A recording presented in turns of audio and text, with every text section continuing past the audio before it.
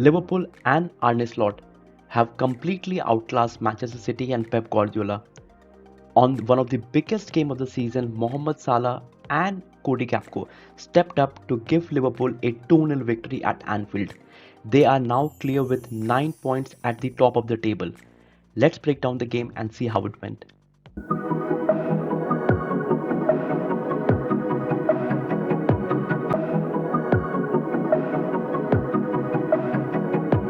Now, for the first time in a long while, where all the Arsenal fans, Chelsea fans, and Manchester United fans were behind Manchester City, supporting them for this game, but they have absolutely embarrassed our support and they don't deserve it with the kind of performance that they have put in. Pep just had one job, to make sure to either get a win at Anfield or to at least get a draw, which will make sure that the title hopes is alive for them and for the other teams who are chasing Liverpool as well. But with the kind of performance that they have put in yesterday, they have made sure that no team is going to catch Liverpool because now they have a gap of 9 points. The game and the squad for both the teams were pretty much even. Liverpool squad consisted of Keller, who was in place of Alisson since he is injured, then a defense of Gomez, Van Dijk, Robertson, and Alexander Arnold. In terms of midfield, they had McAllister with Szoboszlai and Gravenberch, and in attack they had Gakpo, Salah, and Diaz. So it was more or less the same midfield that they played with Real Madrid. In terms of Manchester City, they had Walker, Akanji, Diaz, Ake. Then they had Lewis, Gundogan, Nunes, Bernardo Silva, Foden, and Haaland. They did have Doku, Grealish, and De Bruyne on the substitute bench along with Savinho. I think the squad was pretty much good apart from one of the key players, what was Alisson for them and Rodri for Manchester City.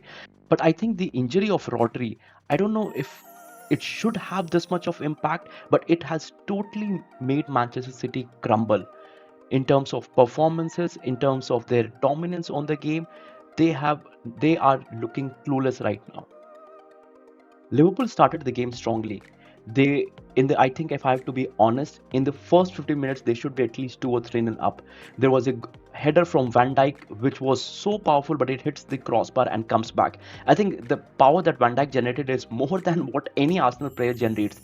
Kai Havertz, Martinelli, Gabriel Jesus, maybe Saka, he generates a bit of power, but it was absolutely fantastic header which just hits the crossbar and comes back.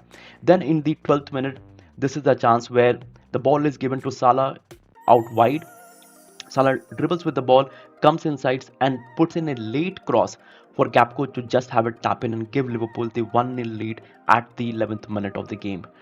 This was all Liverpool. Liverpool were making extremely difficult for Manchester City to come out of their own half. Even though the scoreline was just 1-0 at the close to half time, but still Liverpool could have been 3 or 4-0 up. Now I'm not saying that Liverpool were reckless in front of the goal, but on any other day they would have at least scored 2 or 3 more goals. And if you look at the stats, in the 27th minute Liverpool had 7 attempts, 4 shots on targets to Manchester City's 0. In terms of position, they had 11 touches in the opposition box with Manchester City 0. That shows you how dominant Liverpool were. It was not that Manchester City was not playing well, but they were not allowed to play with the tactics Arne Slot had put in for Liverpool and the kind of press Liverpool were doing. And this was a celebration for the first goal, and the Anfield erupted. And with Anfield, you know one thing, that the moment the Liverpool take an advantage, the fans carry the game all the way. It is one of the most difficult fixture, with the crowd making it even more difficult at Anfield, and the crowd rallied Liverpool throughout the game. The second half started for Liverpool as the first half ended, with them controlling the ball and making sure that they don't give any time or room for Manchester City. And in the 55th minute of the game, there is a superb pass that comes to Mohamed Salah where he drives with the ball, and he is as close as scoring and giving Liverpool at a 2-0 lead at the 55th minute. But for some of the other reasons, you can see the ball just goes a bit above the crossbar, and Manchester City have their hopes alive to come back at this game with 1-0 down. In the 65th minute of the game, we see another quick transition for Liverpool and a quick attack from them. Now this time the ball is driven by Mohamed Salah, where he goes out wide, tries to cut back for Trent Alexander-Arnold, where he shoots the ball, but it hits the defender, comes back again. Diaz takes it, dribbles past a couple of players, then tries to take a shot again, which is again blocked by Manchester City defenders. And it was all Liverpool controlling the game and making sure that they get the second goal as quickly as possible.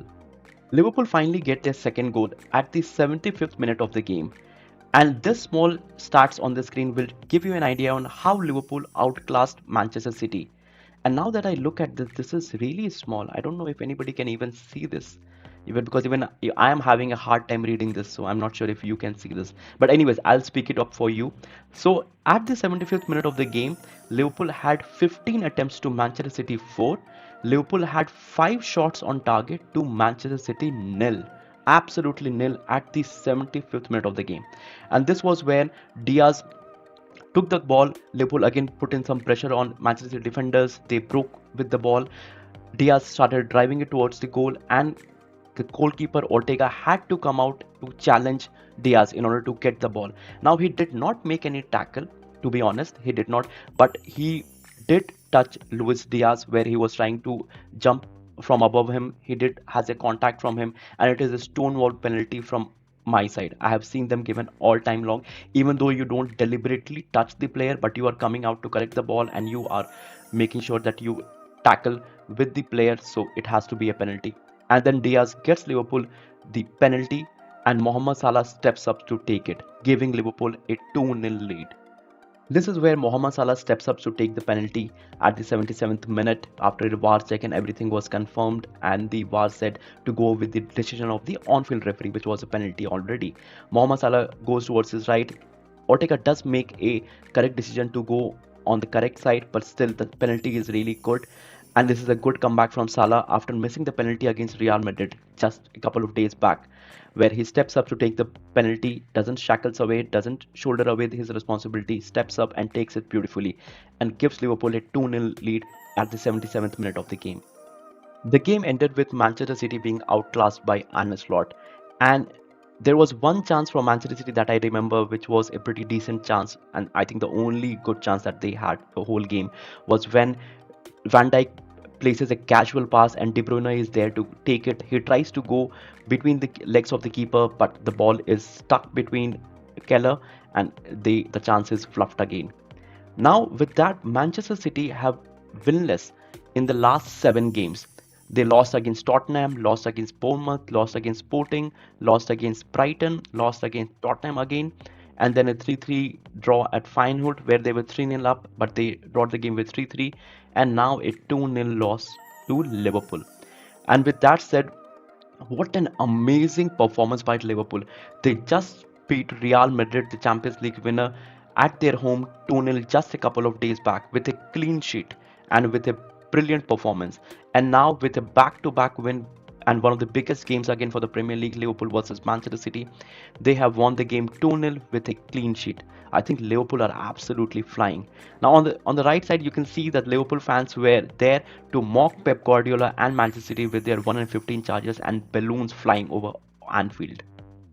Now Erling Haaland in the game, he was absolutely a ghost. He had 7 passes, 1 shots on target, 0 dribbles, 0 crosses, 0 long balls, 0 ground duels won, 0 aerial duels won. And I cannot totally blame it on Erling Haaland because rest of the Manchester City players were also having a very bad day at Anfield. But he was not helping them in any way or form. He was not able to hold the ball. He was not able to link up play. So he was absolutely a ghost. You will not even see Erling Haaland doing anything throughout the game. Maybe a bit more on the defensive side where he was brought back to help them with defending the corners. Cody Gakpo with the goal and giving the initial lead for Liverpool, he had an amazing game as well. He had a 1.07 xg, 8 touches in the opposition box, 2 shots, 2/3 take-ons completed, 1 chances created, 1 shot on target, 1 goal, and this was another impressive performance from him, with one that he is delivering week in, week out. Now, there was another interesting stats that I saw. Now, most times a player has scored and assisted in a Premier League game in the competition history. Wayne Rooney held that record with 36 times, and Mohamed Salah yesterday just matched it. And I think with the number of games that he has still remaining and thinking that he might leave Liverpool at the end of the season, he still has a way to break that. But what a form Mohamed Salah is in right now, and this is helping Liverpool a lot. Liverpool's form this season has been absolutely amazing, and nobody could have predicted that. All the people who thought that Arne Slot is going to take over from Klopp, he might need a season or maybe a season and a half to rebuild his team, where you understand that Liverpool didn't even have the signings that they actually needed. They were linked with a couple of players, with some of the players making sure that they stay at the same club, and nobody joining Liverpool at this summer window. But Liverpool and Arne Slot, they have linked together perfectly.